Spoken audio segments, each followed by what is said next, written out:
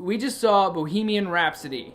Is this the real life? Is this just I had not heard good things about this movie, but I'm just gonna get to the point, guys. It was a good movie. It was really good. If you haven't heard about the movie, it is about Queen, or more accurately, it's about Freddie Mercury. It's a biopic. I can't really spoil anything. If you know about the dude's life, you know about his life, and if you don't, you don't. For instance, I learned that he was of Middle Eastern descent. I thought he was just a white dude with a mustache, but I guess I was wrong. Also learned that he had a girlfriend at one point, which was surprising because he was a gay man who died from AIDS. I'm just gonna go ahead and get to the point. I'm from the South, and a lot of people think homosexuality is wrong. They disagree with it, and that's fine. You can disagree with whatever you want, but Freddie Mercury was the lead singer of Queen, and they made some frickin' bops. They made like so many hit songs, and it's great music. Whether you like him personally or not, you don't have to. They made some great music. I like the show Roseanne. Don't like Roseanne as a person. I like Apple computers. Don't really like Steve Jobs as a person. Same way with Freddie Mercury. Basically, even this movie about him sort of paints him as a little bit of a diva who just kind of did whatever he wanted, and it usually worked out. But the thing that makes this movie stand out is, number one, that there are Queen songs in the movie because Queen is a really good band. And then after that is probably like the really good acting. The people in this movie are really good actors, and they did a really good job. I know a movie's really good when it like makes me want to cry a little bit. This movie did that, and not because it's like festering garbage. I didn't even look at that and go, that's a really good performance. I was like, man, Freddie's having a rough time. Like, it felt like that was Freddie Mercury on the screen, but it's not, because he died a long time ago. And they're just actors, but it looked like they really cared about music. I like watching people care about doing things that they like, because I care about doing things that I like, and it makes me feel inspired, and it makes me want to do things. After we watched Bohemian Rhapsody, I stayed up all night working on videos, because that's what I like to do, and the movie inspired me to want to do that some more. I'm gonna say it's like an 8 or an 8.5 out of 10. I recommend watching it. And now one tiny little itty bitty nitpick. The